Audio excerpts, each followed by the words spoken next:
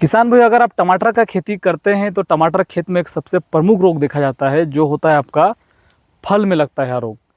ये रोग तब लगेगा जब आपका फल तैयार होने को हो जाता है, पकने का स्थिति रहता है, पूरा मेच्योर कंडीशन में रहता है, उस समय यह रोग आपके खेतों में दिखने को मिलता है। इस रोग का मुख्य लक्षण ये होता है कि आपका टमाटर के निचले हिस्से में हल्का दाग हो जाएगा और धीरे से वो सड़ने लगेगा।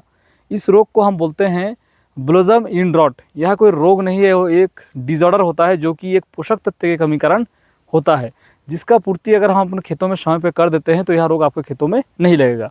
तो इस खेत में भी यह रोग आपको खोज के भी देखेंगे तो नहीं मिलेगा, क्योंकि इसका उपचार पहले ही कर दिया गया है। अब बात करते हैं कि यह रोग लगता कब है और किस कारण से लगता है।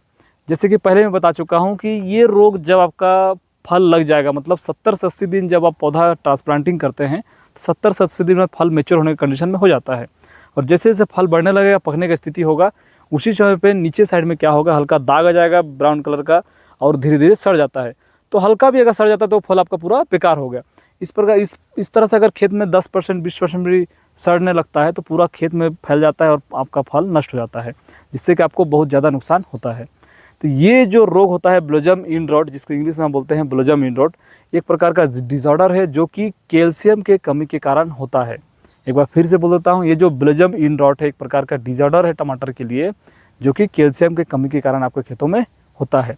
अगर आप सही समय पे कैल्शियम का पूर्ति कर देते हैं तो यह रोग आपके खेतों में नहीं लगेगा।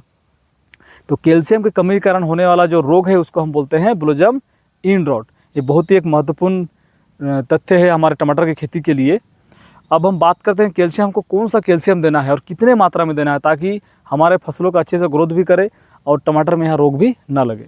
तो कैल्शियम देखिए कई प्रकार का आता है। तो कैल्शियम नाइट्रेट होता है, कैल्शियम ऑक्साइड होता है, कैल्शियम सल्फेट होता है। ठीक, तो आप टमाटर के फसलों में खासकर शुरुआत में जब आप देंगे तो कैल्शियम नाइट्रेट दीजिए, क्योंकि कैल्शियम नाइट्रेट अगर देते हैं ट्रांसप्लांटिंग के बाद, मतलब ग्रोथ स्टेज में अगर देते हैं तो नाइट्रोजन भी होता है उसके साथ में, क्या करेगा, पौधा ग्रोथ भी करता है, कैल्शियम की कमी को पूर्ति भी करता है। लेकिन जब फ्रूटिंग स्टेज आ जाए तो उस समय क्या कीजिए, आप कैल्शियम ऑक्साइड दीजिए। कैल्शियम ऑक्साइड अगर देते हैं आप तो क्या होगा कि कैल्शियम का पूर्ति को करता है, उसमें नाइट्रोजन नहीं होता है। अगर नाइट्रोजन रहता है तो क्या होता है, कभी कभी इस स्थिति में रोग भी लगता है। नाइट्रोजन का अगर ज़्यादा इस्तेमाल हम करते हैं तो हमारे फसलों में रोग भी लगता है, इसीलिए नाइट्रोजन की स्थिति इस स्थिति में नहीं करना है। तो आप कैल्शियम ऑक्साइड दे सकते हैं, कैल्शियम फॉस्फेट दे सकते हैं। अगर हम मात्रा करें तो जैसे कैल्शियम ऑक्साइड अगर आप दे रहे हैं दानेदार में, तो आपको क्या करना है, 1 एकड़ में आप 1 किलो चलाइए सप्ताह में। और अगर जैसे रोग लग चुका है तो उस स्थिति में क्या कीजिए, 2 किलो प्रति एकड़ के दर से आप इसको चला सकते हैं। और अगर कैल्शियम नाइट्रेट का बात करते हैं तो दानेदार भी आता है उसका और लिक्विड भी आता है, तो आप लिक्विड को भी इसमें चला सकते हैं, तो मात्रा कम करके, ताकि रोग ना लगे।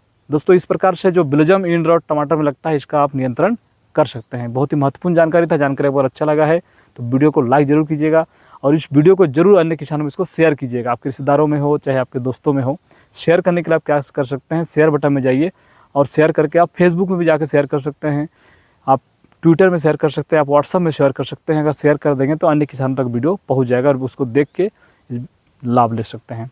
चलिए मिलते हैं नेक्स्ट वीडियो में, तब तक के लिए नमस्कार। जय हिंद, जय भारत, जय छत्तीसगढ़।